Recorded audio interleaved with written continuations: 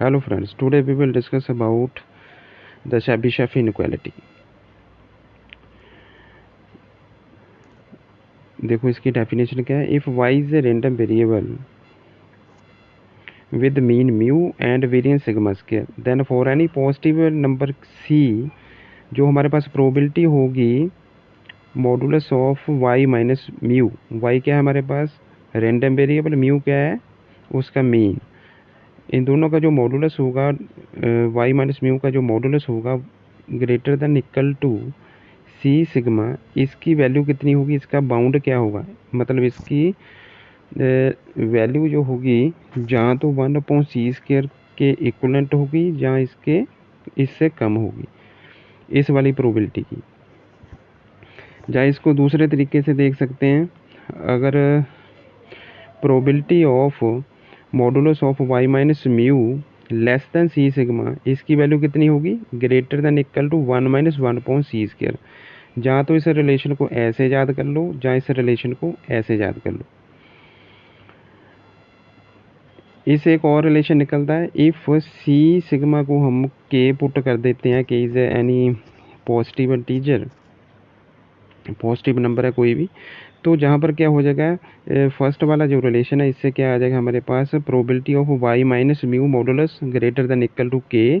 जहाँ जहाँ c है उसकी वैल्यू क्या पुट कर देनी है हमने? k upon sigma. सिग्मा क्या चीज़ है हमारे पास? Standard deviation. स्टैंडर्ड डेविएशन क्या होता है? Square root of variance. तो इसकी वैल्यू आ गई हमारे पास ये. अगर इसको लैंग्वेज में लिखा जाए तो म्यू का मतलब क्या है हमारे पास? मीन. और सिग्मा स्क्वायर का मतलब क्या होता है हमारे पास? वेरिएंस. तो अगर हमको मीन और वेरिएंस दिया गया होगा तो हम ये इनइक्वालिटी का बाउंड पता कर सकते हैं. और probability of y minus mu less than के, अगर वो सेकंड रिलेशन में भी हमने जहाँ पर के सी सिग्मा की जगह के पुट कर दिया तो हमारे पास ये रिलेशन आ जाएगा. म्यू का मतलब क्या होगा? म्यू का मतलब है मीन. सिग्मा स्क्वायर का मतलब क्या है हमारे पास? वेरिएंस. तो ये चार रिलेशन बनते हैं जहाँ से पेपर में ऐसा कुछ भी पूछा जा सकता है, कोई भी रिलेशन हो सकता है. सेकंड है हमारे पास कन्वर्जेंस इन प्रोबेबिलिटी. प्रोबेबिलिटी में कन्वर्जेंस कैसी होती है? A sequence of random variables y1 y2 yn is said to converge in probability to a constant. किसी कांस्टेंट को कन्वर्ज कब करेगी? If for any epsilon greater than 0, जो लिमिट है ये वाली, limit of probability yn minus a. yn है हमारे पास रैंडम वेरिएबल्स, और ए क्या है? जिस पॉइंट को कन्वर्ज कर रही है उसका जो डिफरेंस है वो लेस देन एप्सिलॉन. इसकी लिमिट कितनी होगी हमारे पास? 1. और अगर जहाँ पर लेस की जगह ग्रेटर देन इक्वल टू आ गया तो इसकी वैल्यू कितनी होगी? 0. ये दो रिलेशन इसमें याद रखने हैं. जहाँ तो अगर लेस वाला हुआ तो वैल्यू होगी 1, ग्रेटर वाला हुआ तो वैल्यू होगी 0. Next, week law of large numbers. weak law of large numbers. Let y1 y2 yn be a sequence of random variables and mu1 mu2 mu n be their respective expectation.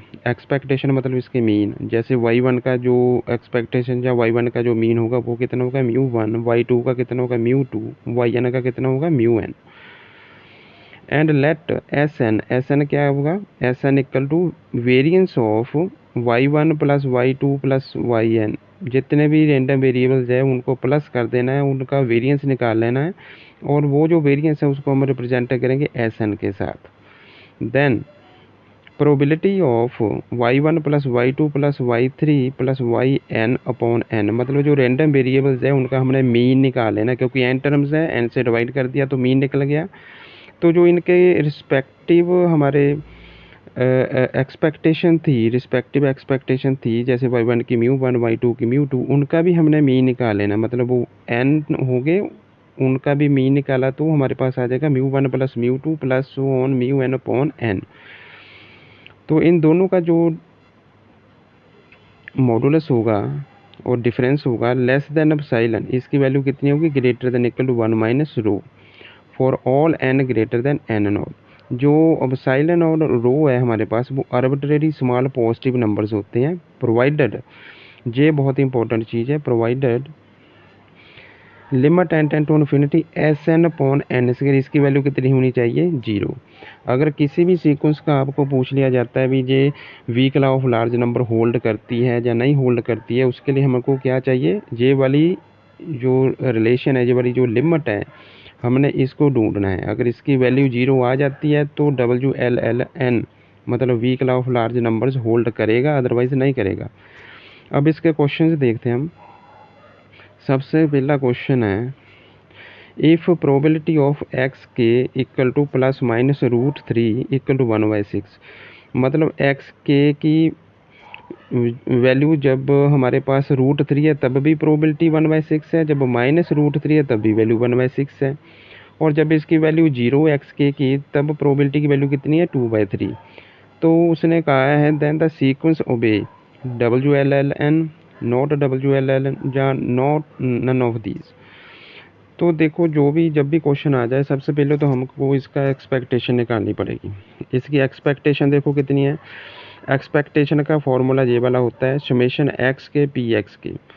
तो x के की value हमारे पास तीन ही value x के की, एक है minus root 3, एक है प्लस रूट 3 और एक है 0। जब माइनस रूट 3 है तब प्रोबेबिलिटी की वैल्यू कितनी है, 1/6 जो गिवन दी गई है, प्लस जब एक्स के की वैल्यू 0 है तब प्रोबेबिलिटी की वैल्यू कितनी है, 2/3, हमने वो भी पुट कर दी, प्लस इसके बाद है हमारे पास रूट 3, जब एक्स के की वैल्यू रूट 3 है तब प्रोबेबिलिटी की वैल्यू कितनी है, 1/6।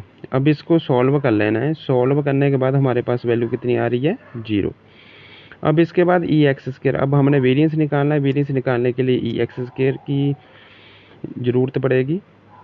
ई एक्स स्क्वायर इसकी वैल्यू कैसे होगी, समेशन ऑफ ई के स्क्वायर एक्स के स्क्वायर इंटू प्रोबेबिलिटी एक्स के।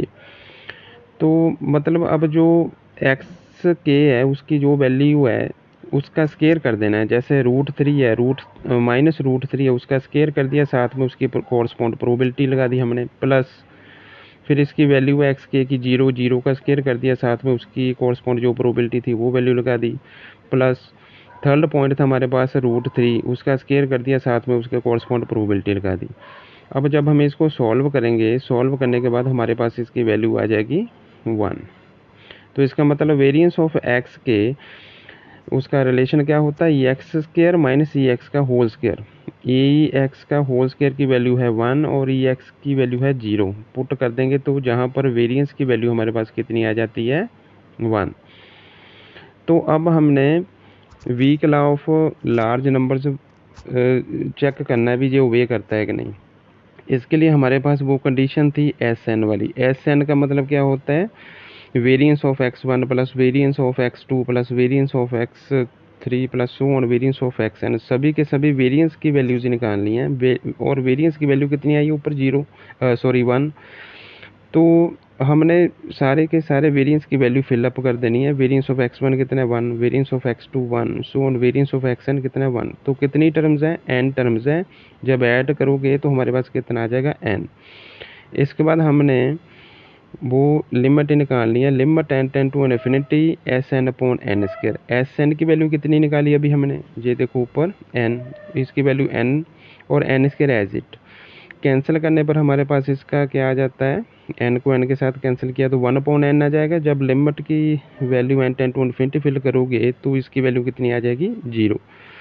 तो अगर इसकी वैल्यू 0 आ जाती है तो WLLN जो है होल्ड करता है, अगर इसकी वैल्यू 0 नहीं आएगी तो ये WLLN होल्ड नहीं करेगा। तो इसका मतलब इस क्वेश्चन का जो ऑप्शन है ये WLLN होल्ड करता है कि नहीं, ओबे करता है कि नहीं, ऑप्शन ए करेक्ट होगा। नेक्स्ट क्वेश्चन देखिए, if x is a variate such that expectation दी गई उसकी 3, ई एक्स स्क्वायर दिया गया है हमको 13, then the probability of -2 less than X less than 8, इसकी वैल्यू बतानी है किससे ग्रेटर है, इज़ ग्रेटर देन, मतलब बाउंड पूछा है एक तरह का। जब बाउंड पूछा जाए तो ये क्वेश्चन शेबिशफ इनक्वालिटी के साथ हो सकता है। तो चलो उसके साथ चेक करते हैं। वेरिएंस ऑफ एक्स कितना होगा, ई एक्स स्क्वायर माइनस ई एक्स का होल स्क्वायर। ई एक्स स्क्वायर की वैल्यू 13 दी गई है और ये x की वैल्यू भी दी गई है। सॉल्व करने का वेरिएंस कितना आ गया हमारे पास 4। तो probability -2 less then x less than 8। देखो अब हमारे पास जितना मीन होगा, मीन है हमारे पास 3, तो x में से हमने 3 को सब्ट्रैक्ट कर देना है, मतलब इसकी हर एक टर्म में से -3 सब्ट्रैक्ट कर देना है। 3 ही क्यों किया? 3 क्योंकि हमारे पास मीन है इसलिए। तो सब्ट्रैक्ट करोगे तो हमारे पास ये रिलेशन आ जाएगा probability of -5 less than x -3 less than 5। तो इस वाले रिलेशन को हम ऐसे लिख सकते हैं मॉडुलस में। अगर जहाँ पर हमारे पास सेम टर्म्स हो -5 से +5, मतलब नेगेटिव से पॉजिटिव, तो सेंटर वाली टर्म का मॉडुलस हो जाता है और लेस देन क्या हो जाता है? ये वाली जो टर्म होती है। तो शेबिशेफ इनइक्वालिटी के अकॉर्डिंग अगर हमारे पास ऐसी चीज़ हो जाती है, probability random variables minus mu less than k हो, तो इसकी वैल्यू कितनी होती है? Greater than equal to 1 minus sigma square upon k square. Sigma square का मतलब वेरिएंस ऑफ एक्स। तो जहाँ पर सेम वही हमने लगा दिया formula, it is greater than equal to 1 minus variance of X upon 5 square. जो जहाँ टर्म होती है उसका स्क्वायर नीचे होता है। जैसे ये देखो फॉर्मूला जहाँ नीचे दिया गया है, जो टर्म जहाँ होती है उसका स्क्वायर नीचे होता है, जहाँ मीन होता है, जहाँ वेरिएंस होता है। तो हमने वेरिएंस और मीन भी पता है हमको, इसके हमने पुट कर दिया। पुट करने के बाद इसकी वैल्यू कितनी आ जाती है? 21/25। इसका मतलब इसकी वैल्यू उसने पूछी थी ग्रेटर देन, किससे ग्रेटर होगी? ग्रेटर देन इक्वल टू ही अब जहाँ से आया वैल्यू 21/25। इसकी ऑप्शन ए जो है वो करेक्ट होगी। इस टॉपिक से रिलेटेड और क्वेश्चन देखने के लिए हमारे वीडियो का पार्ट 2 जरूर देखें, उसका लिंक डिस्क्रिप्शन बॉक्स में दिया गया है।